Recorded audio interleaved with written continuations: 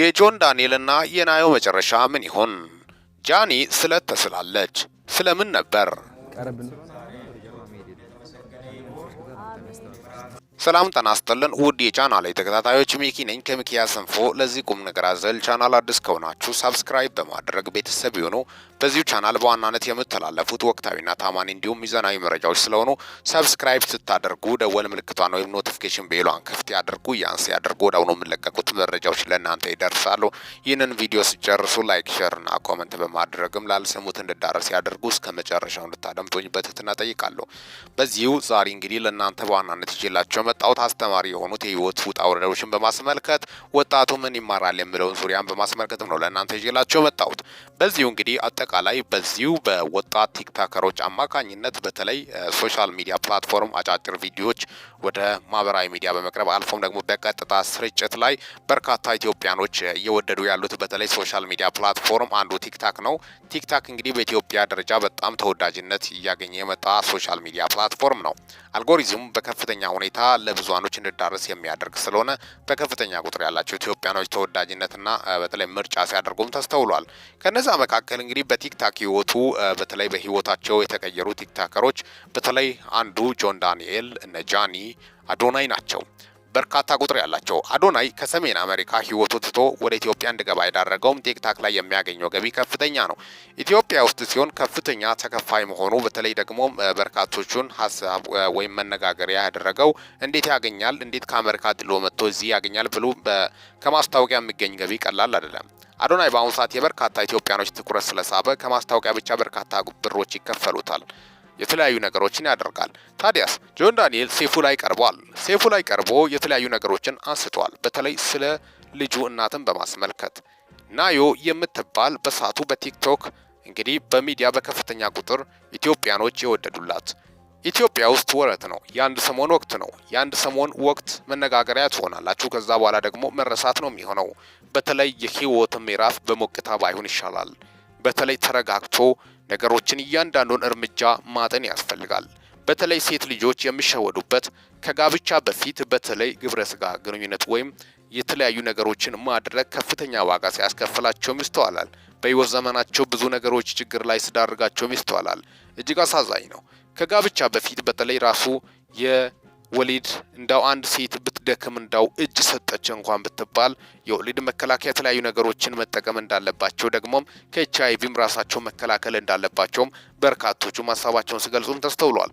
በተለይ አብዛኛው ሴት ልጆች ድክመት ስለሆነ ይሄ ልታወቅ ይገባል። ሴቶች ከፍተኛ ዋጋ ወደ መክፈል ይገባሉ። ገና በለጋ እድሜያቸው የልጅ እናት ይሆናሉ። በጣም ብዙ ነገሮቻቸው ናቸው ቢያዝባቸው በማለት በርካቶቹም ምሁራኖችም ሀሳባቸውን ሲገልጹም ተስተውሏል። ታዲያ ናዮና ጆን ዳንኤል በጣም ባልተጠበቀ ጊዜና ሰዓት ናዮ የምትባል ልጅ እስር ቤት ሆና ነበር መጸነሷ የታወቀው። እንደምታወቀው ያሬድ ኮንሰርት ለማቅረብ ወደ እስር ቤት ባቀናበት ሰዓት ላይ በቴሌቪዥን መስኮት ብቅ ያለች አንድ ቢጫ የእስረኛ ዩኒፎርም ለብሳ ወይም የታራሚ ዩኒፎርም ለብሳ ከቃሊቲ ማረሚያ ቤት ማስክ አድርጋ ምስሉ ላይ ተስተውላለች። ታዲያ በዚህ ሰዓት ነፍሰ ጡር መሆኗ ታውቆ ነበር። በርካቶቹ በሰዓቱ የጆን ዳንኤል ነው በማለትም ግምት አስቀምጠዋል። አዎ ትክክል ነው። ጆን ዳንኤል ከእስር ከተፈታ በኋላ ቀጥታ ስርጭት ላይ እሷ ፊት ለፊትም የልጇ አባት እንደሆነ ገልጸዋል። በርካቶች እየገለጹ ያሉት ታዲያ ለምን ሰርፕራይዝ አላደረጋትም ቀለበት በማሰር በማለትም ሀሳባቸውን ገልጿል። እሱም ምናልባት የትዳር አጋር ለማድረግም ላይመርጥ ይችላል በማለት በርካቶቹ ደግሞ በከፊል ሀሳባቸውን የገለጹ ናቸው። ናዮ ምን ያንሳታል በማለት ደግሞ በርካቶቹ ሀሳባቸውን የገለጹ ናቸው። ከዛም የተነሳ በአሁኑ ሰዓት በመሃላቸው ያለው የልጅ ወይም የልጇ አባት ነኝ ከማለት የዘለለ ሌላ ግንኙነት በዛ ዙሪያ የቀጣይ ህይወታቸውን በማስመልከትም ውሳኔውን አላሳወቀም። ሴፉም በሚዲያ ላይ አቅርቦ ሴፉ ፋንታውን ሾው ላይ በማቅረብም ስለዛ ቀጥታ ዲቴይል አልጠየቀም። ልጁ ብቻ ስለ ልጁ ስሙ ጠየቀ። ሊዮ ባለ አጣለቀ በቃ። በርካቶቹ እየገለጹ ያሉት ለምን አይጋቡም ብሎም ሁኔታዎቹ ግን እንዳልተመቻቹም ይሁን ብቻ የልጁ አቋምም የሷም አቋም ሊሆን ይችላል አይታወቅም። አንዳንዴ ልክ አንድ ነገር ችላ ማለት ጥሩ አይደለም። ምክንያቱም ቤተሰብ አንድ ላይ ሲሆን ያምራል በማለት በርካቶቹ ሀሳባቸውን የገለጹ ናቸው። ምክንያቱም ልጅ አባትና የእናት ፍቅር እያየ ሲያድግ ያምርበታል፣ ካለዚያ ደግሞ አያስፈልግም በማለት በርካቶቹም ሀሳባቸውን ሲገልጹም ነው ተስተዋለው። ስለዚህ በዚህ ጆን ዳንኤል ተሞክሮ እናንተ ምን ትወስዳላችሁ? ጥንቃቄ አያስፈልግም ወይ? ምክንያቱም ሴቶች በተለይ ሴቶቻችን ብዙ ጊዜ በዋናነት የሚጋለጡበት መንገድ ስለሆነም ነው። እንደዚህ አይነት ነገሮች በዋናነት አብዛኛው ሴት ልጆችን ይገጥማል። አዲስ ነገርም አይደለም፣ ግን ጥንቃቄ ያስፈልጋል ለማለት ያህል። ሌላኛው እንግዲህ በቲክቶክ አካውንቱ በከፍተኛ ሁኔታ ኢትዮጵያንን እያስደመመ ያለው በየዋህነቱ ደግነቱ ረጋ ያለ ብቻ ሳይሆን አዶናይ በጣም በከፍተኛ ሁኔታ በኢትዮጵያ ሕዝብ የተወደደበት የኢትዮጵያ ሕዝብም አሻቅቦ ያየለት የዋህነቱን ነው። የዋህ ነው አዶናይ የዋህ ነው። ክፋት የለበትም፣ ተንኮል የለበትም። ለዚህም በከፍተኛ ሁኔታ በሕዝብ ዘንድ ተወዳጅነት ማግኘቱ አልፎም ደግሞ በዚህ ቲክታክ አዋርድ ላይ ተሸላሚ መሆኑ በርካታ ቁጥር ያላቸው ኢትዮጵያኖችን አስደምመዋል። አዶናይ በአሁኑ ሰዓት ከጃኒ ጋር የፍቅር ግንኙነት ጀምረዋል። እንዳው ማህበራዊ ሚዲያ ላይ እየተነሱ ያሉት የፍቅር ግንኙነቶች በርካቶች እያሳሰቡ ናቸው። ምክንያቱም የማህበራዊ ሚዲያ ፍቅር ቋሚ ይሁን አዶናይና ጃኒ በአሁኑ ሰዓት በጣም በሚገርም ሁኔታ በፍቅር ባህር ውስጥ እንደሚገኙ ጭምርም ነው። በጣም ተዋደዋል፣ ተፋቅረዋል። በዚሁም ደግሞ ገብርኤል በዓል ላይ ወደ አዋሳ በማቅናትም ስለት አስገብታለች። ስለት ያስገባችበት ምክንያት ምን ይሆን? ሌሎቹ በርካታ ቁጥር ያላቸው ኢትዮጵያኖችም እየገለጹ ናቸው። ምናልባት በመሃላቸው ያለውን ፍቅር በማስመልከት ይሆን? ሌሎች ደግሞም ስለታሰረው ጆን ዳንኤል ይሁን መፈታቱን በማስመልከት ይሆን? የጃኒ ስለት ምናልባት አርግዛ ይሁን በማለት በርካቶቹ ሀሳባቸውን የገለጹ ናቸው። ወይስ አዶናይን እንግዲህ ለኔ ሰጥቶኛል በማለትም በዛ ዙሪያ ስለታስገብታ ይሁን ወይስ የጠየቀችው ሌላ ነገር ነበር?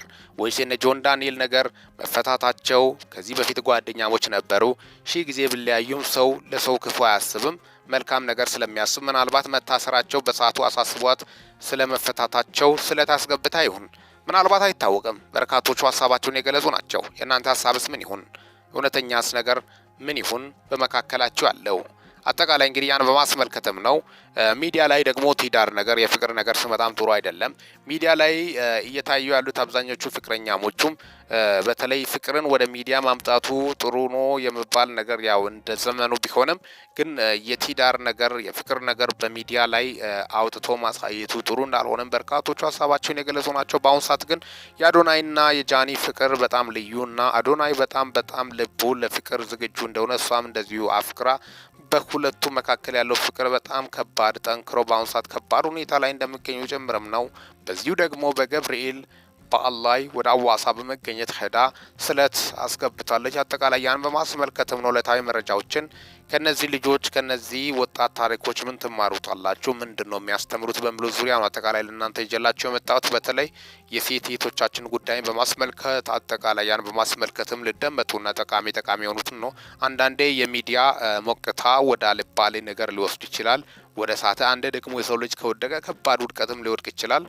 ያ መጠንቀቅ እንደሚያስፈልግ ጭምር ነው። የሚዲያ ነገር በጣም አስቸጋሪ እንደሆነም ሁኔታዎቹ ስለሚያስረዱ ነው በዛ ዙሪያ ለእናንተ ይዤላችሁ መጣሁት። አብሬያቸው ቆየሁት። ሚኪ ነኝ ከሚኪያስ ኢንፎ። ለዚህ ቁም ነገር አዘል ቻናል አዲስ ከሆናችሁ ሰብስክራይብ በማድረግ ቤተሰብ ይሁኑ። ይህንን ቪዲዮ ላይክ፣ ሼር እና ኮሜንት በማድረግ ነው አልሰሙት እንድዳረስ ያደርጉ።